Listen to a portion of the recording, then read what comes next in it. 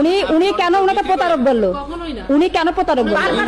না রাইট থেকে প্রতারক বলার বড় প্রতারক তো উনি। উনি কিভাবে 28,000 টাকা মেরে দেয় একটা গরিব মানুষের? চলেন তাহলে তো প্রতারক করতে বলতে পারে না আপু। তাহলে কি প্রতারক? যেখানে আপনাদের আর প্রতারকরা কেন দিলেন? ব্যাকগ্রাউন্ড কেন না দেখে আপনারা কিস্তিতে মাল দিলেন? প্রতারকরা আমি কেন দিব? কারণ কি আমি যখন একটা মানুষকে কিস্তি দিব তার ইনকাম আছে কিনা, তার ব্যাকগ্রাউন্ড কি, সে চোর না ডাকাত না ছিনতাইকারী, আমি না দেখে ঘাড়ে উঠে দিলাম, আমি খুলে না চলে আসলাম, তাহলে আমি কেন কিস্তিতে দেবো? যাদের বিচার ডাকিয়েছেন তাদেরকে আপনি এখন ফোন দিয়ে এখানে আসতে বলেন, নাহলে আপনি চলেন। কোথায় বিচার হয়েছে? আপনি গাড়ি নেন, গাড়ি নিয়ে ওই যে কই যেন সে শোরুমে যান, ওই যে শোরুমে বিচার হয়েছে বিচারে যান। কি অদ্ভুত ব্যাপার স্যাপার, মানে মানুষ আসলে ঠিক আছে আমি বুঝলাম যে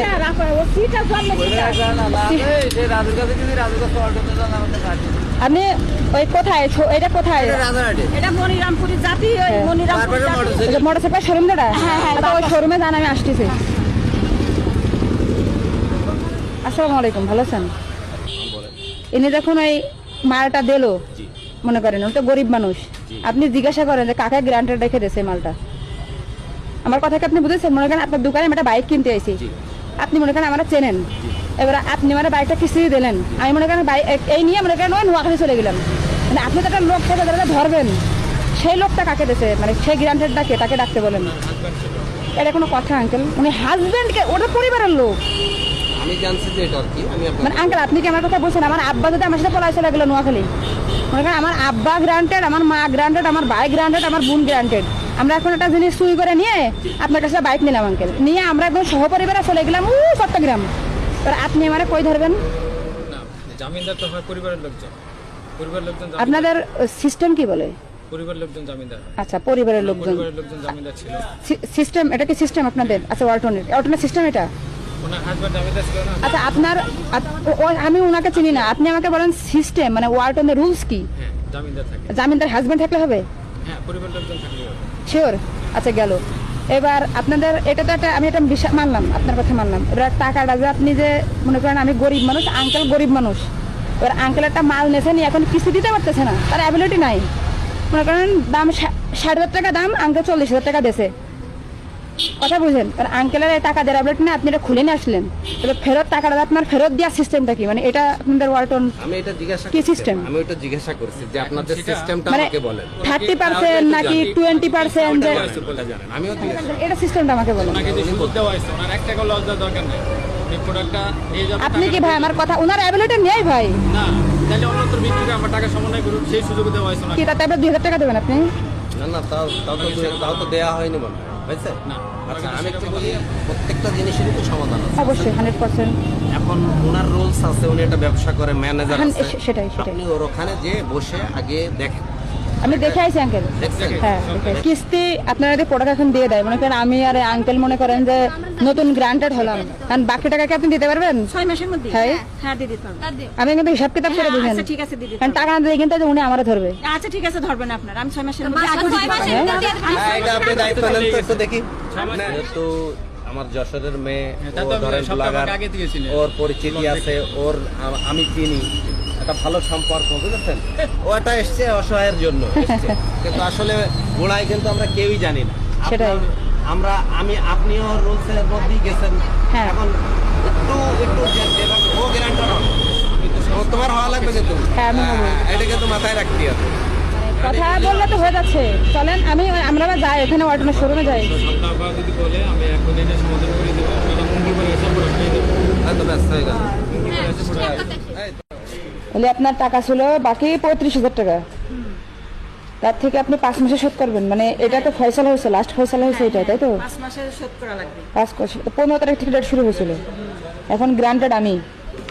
আর ওই যে টেলিভিশন, মনে করেন আপনারা আমি নিজে থেকে মানে টাকা আপনি না দেন, তা টাকা আমি দেবো, মানে আমার কথা কি আপনি বুঝছেন? মনে করেন দেন আপনি আমার কাছে, কারণ আপনি যদি টাকা 5 মাসের মধ্যে না শোধ করতে পারেন, তাহলে হয়তো আমি কথা দিচ্ছি ওনার টাকা আমাকে শোধ করতে হবে, সেই জিম্মায় মানে সেই গ্রান্টেডে আমি কিন্তু আপনাকে ভালো মাল নিয়ে দিচ্ছি।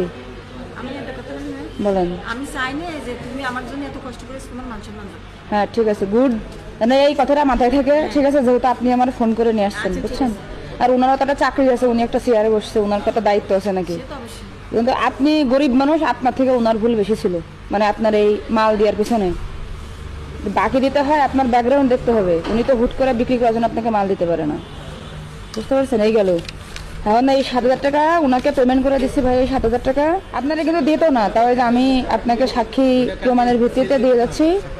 হ্যাঁ, কালকে সেল দিয়ে মেমো বের করে তারপর দিতে হবে। তাহলে এখন মোবাইল নিয়ে যান, কালকে একবারে দিয়ে দেবেন সব মেমো টেমো করে একবারে দিয়ে দেবেন। এখন আপনি কিছু একটা দেন, আর টিভিটা রেখে দেন না, মোবাইলটা দিয়ে দেন, সমস্যা কি? হ্যাঁ, সেল ছাড়া তো মেমো বের করতে পারবো না, আইডি কার্ড ছাড়া। এখন দিলে পরে আমি এখনই দিতে পারবো। তা আপনার আইডি কার্ডটা দেখেই। মোবাইলটা দিয়ে দেন, টিভিটা দিয়ে দেন।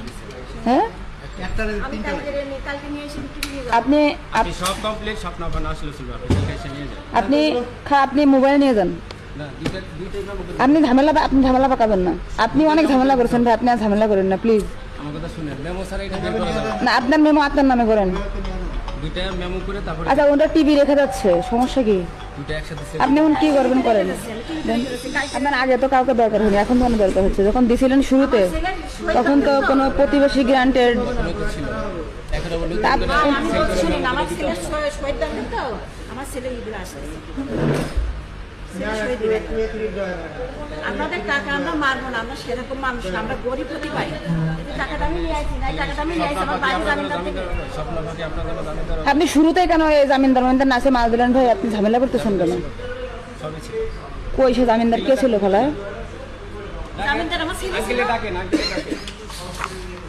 এনে শুধু ঝামেলা করে, এনে চেয়ারে বসে ঝামেলা করার জন্য। আমি ঝামেলা করার জন্য বসছি। আমি তো শুধু ঝামেলা করে। বলছি নিয়ে যান।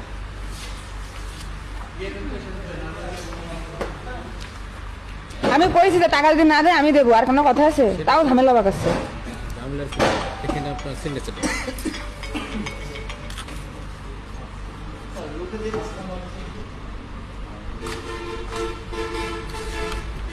খালাই যে আমার কিন্তু সিগনেচার দিয়ে লাগতেছে। আচ্ছা ঠিক আছে, দাও আমার সমস্যা নেই, দাও তুমি দাও। আমি তোমার বললাম না যে আমি চাইলে চাবো না যে তোমার মুখ থেকে মিশে যাবে। সবটা আপনার দুইটাই দিয়ে দিব। দুটা দেবে খালা নাকি? হ্যাঁ, মোবাইল ধরেন একটু চালিয়ে নেন। খালা 5 মাসের মধ্যে কিন্তু লোন শোধ করে আচ্ছা দিন। ঠিক আছে, আমি তোমার একটা টিভি কি দেখা লাগবে? ঠিক থাকলে ঠিক আছে, ওকে ঠিক আছে, দিয়ে দেন।